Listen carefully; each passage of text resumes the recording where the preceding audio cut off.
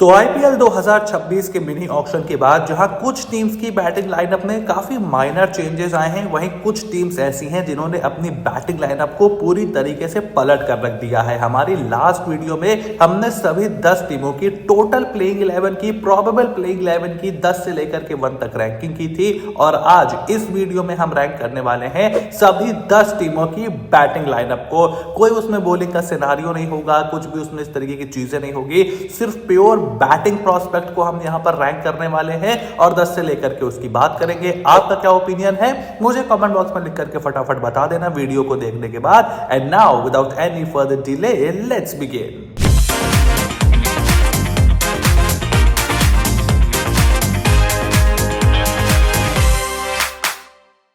देखो, मेरे हिसाब से इस सीजन की सबसे वीक बैटिंग लाइनअप जो मुझे दिखाई दे रही है वो है लखनऊ सुपर जायंट्स की। लखनऊ सुपर जायंट्स की बैटिंग लाइनअप को अगर आप देखोगे तो मार्करम और मार्च से ये स्टार्ट करते हैं, जो कि लखनऊ के उस बड़े ग्राउंड में कुछ अच्छी इंडिविजुअल परफॉर्मेंसेस इन्होंने जरूर दी थी, but as a opening combination उतने लीथल नहीं दिखाई दिए थे। Followed by Rishabh Pant, Ayush Badoni, Nicholas Pooran, Abdul Samad, Shahbaz वहां पर है। सो ये एक पूरी बैटिंग लाइनअप स्ट्रक्चर होती है। अब ऋषभ पंत का T20 क्रिकेट आप जानते ही हो।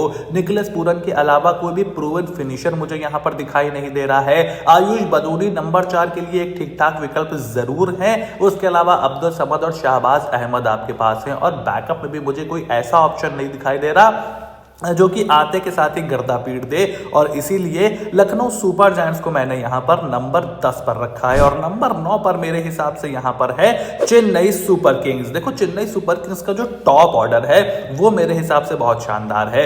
आयुष मात्रे वहां पर हैं, संजू सैमसन वहां पर हैं, शिवम दुबे वहां पर हैं, कप्तान ऋतुराज गायकवाड़ वहां पर हैं, डेवॉल्ट ब्रेविस वहां पर हैं। तो 5 तक तो सॉर्टेड है, लेकिन फिनिशिंग इस टीम की एक बहुत बड़ी समस्या है। महेंद्र सिंह धोनी, प्रशांत वीर, ऐसे खिलाड़ियों के ऊपर ये डिपेंड है। कोई भी प्रूवन फिनिशर इनके पास मौजूद ही नहीं है, मतलब है ही नहीं जिसको आप किसी तरीके से ड्राफ्ट करके ये उम्मीद करो कि ये बढ़िया कर सकता है। तो ऐसी सिचुएशन में हमने देखा है कि लास्ट ईयर भी चेन्नई सुपर किंग्स का जो लास्ट के 4 ओवर में स्टैट्स थे वो कोई बहुत अच्छे नहीं थे, और ये आपको एक अच्छा फिनिश करने से रोकता है। और इसीलिए मेरे हिसाब से इस टीम को मैंने नंबर 9 पर रखा है। और नंबर 8 पर मैंने रखा है दिल्ली कैपिटल्स को। देखो, दिल्ली कैपिटल्स की जो मिडिल ऑर्डर है और जो टॉप ऑर्डर है उसमें थोड़े से एक्यूमुलेटर्स मुझे ज्यादा दिखाई दे रहे हैं। Ben Duckett is kind of an explosive player but more of an accumulator. KL Rahul is an accumulator, Nitish Rana is an accumulator, Sameer Rizvi is an accumulator.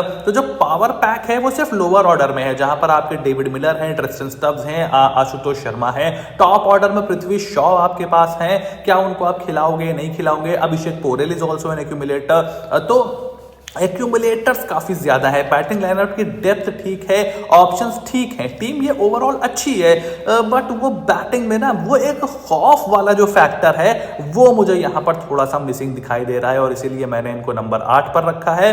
Number 7 पर मैं जा रहा हूं लास्ट ईयर की रनर अप पंजाब किंग्स के साथ। अब देखो, पंजाब किंग्स प्रभसिमरन सिंह और प्रियांश आर्या से स्टार्ट करते हैं।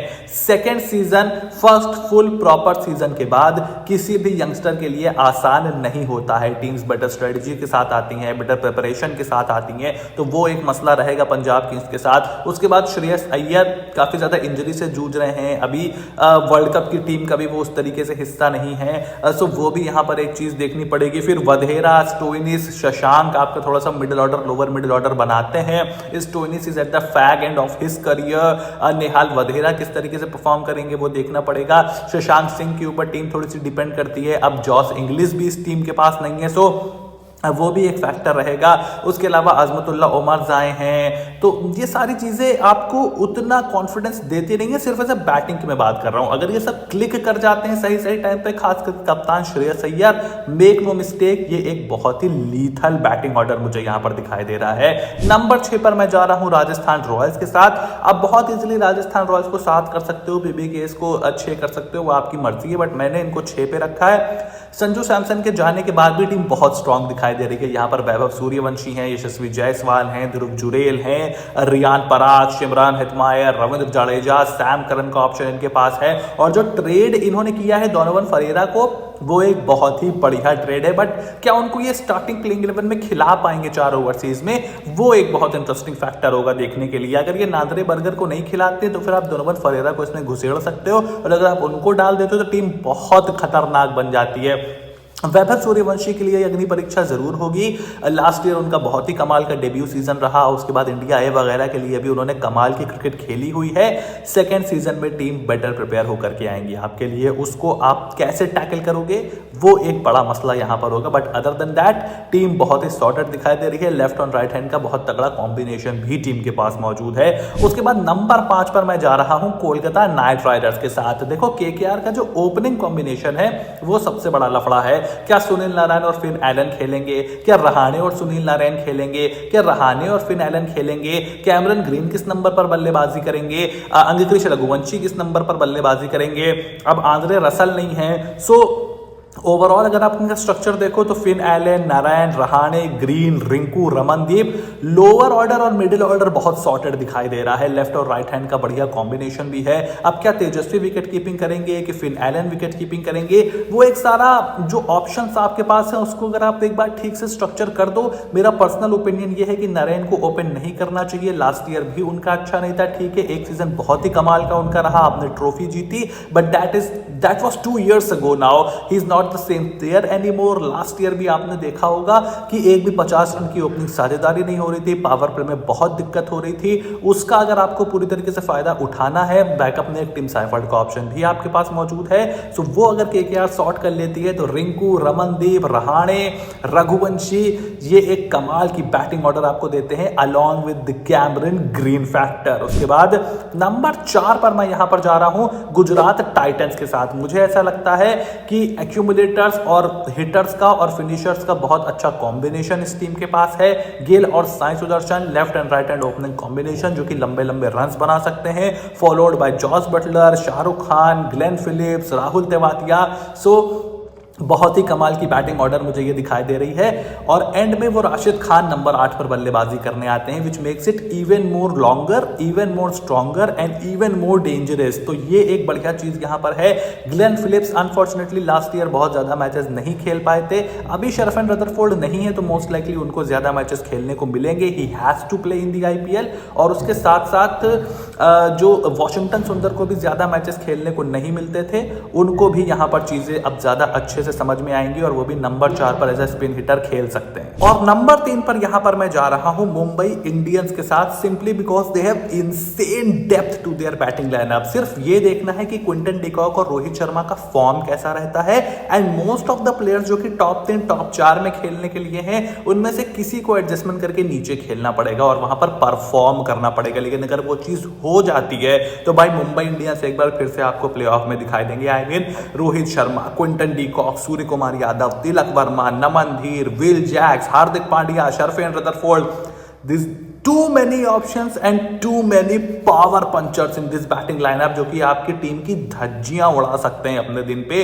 एंड चाहे वो तिलक वर्मा हो, चाहे वो सूर्य कुमार यादव हो, नमन धीर हो, विल जैक्स हो, ये जो यंग प्लेयर्स आए हैं ना मुंबई इंडियंस में, जिन्होंने आके अपना रौला बना लिया है, that makes it N incredibly dangerous batting unit. और इसीलिए मैंने इनको नंबर 3 पर यहां पर रखा है। और नंबर 2 पर मैंने रखा है लास्ट टू लास्ट ईयर की फाइनलिस्ट सनराइजर्स हैदराबाद को। देखो अगर आपसे बल्लेबाजी पकड़ोगे ना तो सनराइजर्स हैदराबाद बहुत ही खतरनाक टीम दिखाई देती है on paper. I mean Travis Head और अभिषेक शर्मा का सबसे खतरनाक opening pair, followed by Ishan Kishan, followed by Nitish Kumar Reddy, followed by Heinrich Klaasen and followed by Liam Livingstone now. So वो जो क्रीम है पूरी टीम की, बॉलिंग जितनी वीक है उसके बारे में हम प्लेइंग 11 की वीडियो में बात कर चुके हैं, बैटिंग उतनी बहुत ज्यादा खतरनाक दिखाई दे रही है। इनफैक्ट आप MI को भी इनके ऊपर कर सकते हो, इनको नंबर 3 कर सकते हो, बट जैसे मैंने बोला it doesn't make much of a difference अगर आप टॉप 4 में खास करके आ रहे हो। मतलब आपकी बैटिंग तगड़ी है भाई और आप टूर्नामेंट में अच्छा कर सकते हो। सो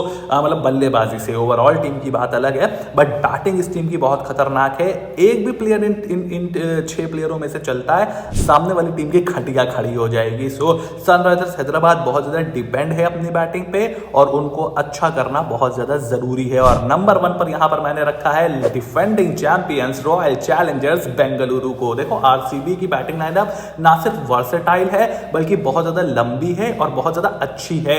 विराट कोहली ने जब से अपने लेफ्ट आर्म स्पिन के खिलाफ गेम को बढ़िया किया है तब से ये टीम और ज्यादा खतरनाक हो गई है। फिल सॉल्ट वहां पर हैं जो पावर प्ले में कमाल की बल्लेबाजी करते हैं, गजब के पेस हिटर। अब वहां पर वेंकटेश अय्यर आ गए हैं, रजत पाटीदार कप्तान वहां पर हैं। उसके अलावा जितेश शर्मा वहां पर हैं जिन्होंने लास्ट ईयर मैचेस जिताए थे। टिम डेविड ने बहुत कमाल की बल्लेबाजी करी थी। अशरफेन रदरफोर्ड वहां पर हैं। कृणाल पांड्या नंबर 8 पर बल्लेबाजी करने आते हैं। बैकअप में आपके पास जेकब बेथल जैसा बल्लेबाज बैठा हुआ है who can start in the playing 11 to be really honest. So बहुत ही कमाल की बल्लेबाजी यूनिट है ये, अक्रॉस बेसिस कवर करती है। वो नंबर 3 नंबर 4 पर वो जो एक लेफ्ट हैंडर की कमी लगती थी because Devdutt Padikkal to me is more of an opener, तो उसको दूर करने के लिए अब वो वेंकटेश अय्यर को भी लेकर के आ गए हैं। सो आइडियली नंबर 3 नंबर 4 पर ये खेलेंगे, कभी पाटीदार नंबर 3, कभी वेंकटेश नंबर 3, कभी पाटीदार नंबर 4, कभी वैंकी नंबर 4। सो वो बेस भी कवर हो जाता है। उसके बाद Jitesh Sharma, Tim David, Romario Shepherd, Krunal Pandya आपके फिनिशर्स हो जाएंगे। This batting lineup is absolutely fantastic और यही मेरे हिसाब से नंबर 1 है। तो अब आपका क्या ओपिनियन है मुझे कमेंट बॉक्स में लिख करके बताओ कि तुम्हारे हिसाब से सबसे बेस्ट बैटिंग लाइनअप कौन सी है। Shoot everything in the comment section down below and I will see you soon in the next video.